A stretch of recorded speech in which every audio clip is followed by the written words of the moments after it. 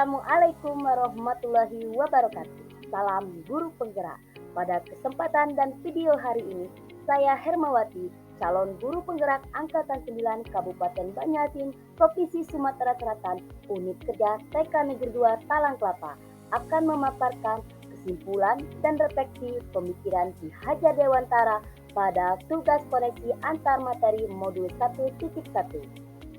Untuk membantu saya merefleksikan diri saya akan merefleksikan diri saya melalui pertanyaan pemantik sebagai berikut.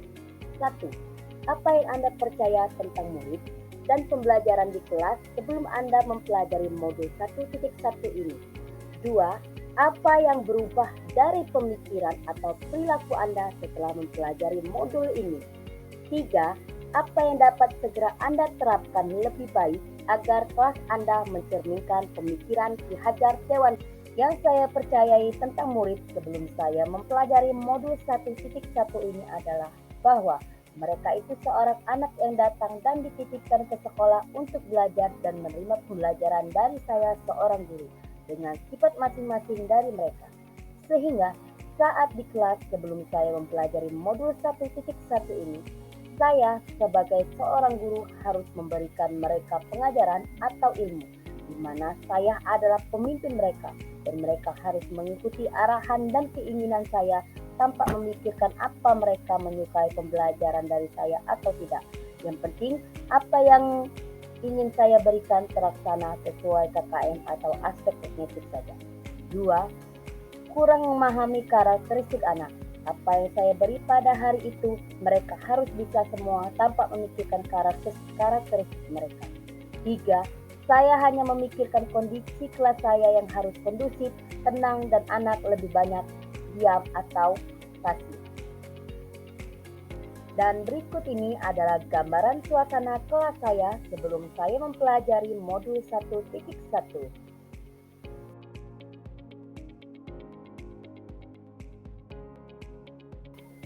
Setelah mempelajari modul 1.1 ini, yang berubah dari pemikiran saya adalah bahwa ternyata anak-anak itu mempunyai keunikan dan ciri khas atau gaya belajar masing-masing dalam kegiatan pembelajaran. Dan saya sebagai seorang guru harus menghargai setiap perkembangan yang anak tampilkan atau peroleh. Karena setiap anak mempunyai kemampuan berbeda-beda dalam menerima ilmu dari saya dan tidak bisa disamaratakan semuanya. Dan mereka yang harus lebih aktif. Kemudian saya juga merubah perilaku saya, membuat dan merancang pembelajaran yang menarik minat anak agar anak termotivasi untuk belajar. Memberikan kebebasan kepada anak untuk menentukan pembelajaran yang mereka sukai. Menghargai karakteristik kemampuan anak dalam menerima pembelajaran dari saya. Serta memberikan pembelajaran yang berpusat pada anak, di mana yang lebih aktif itu anak dan bukan saya sebagai guru. Kemudian, agar kelas saya mencerminkan pemikiran Ki Hajar Dewantara, penerapan yang saya lakukan adalah 1. Saya sebagai seorang guru harus memberikan pengajaran yang berpusat pada anak, bukan berpusat pada guru. Saya seorang guru harus bertanya kepada mereka pelajaran apa yang mereka sukai dan pembelajaran apa yang tidak mereka sukai. 2. Setelah mengetahui pembelajaran yang murid suka, saya akan melibatkan langsung murid dalam pembelajaran. Jadi, yang banyak melakukan kegiatan itu murid, bukan saya. 3. Mendesain pembelajaran yang menarik. Pembelajaran yang tidak disukai, saya harus mencari solusi dengan memberikan pembelajaran yang menyenangkan bagi murid. 4. Menghargai karakteristik anak saya.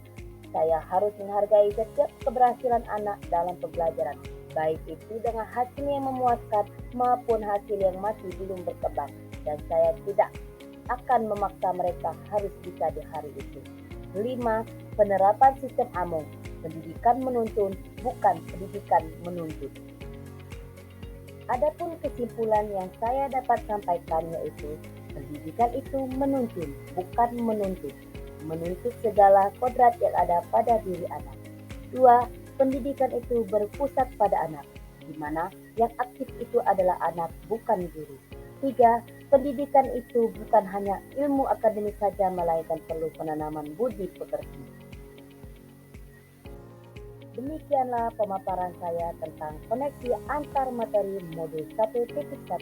Sekian dan terima kasih. Salam guru penggerak.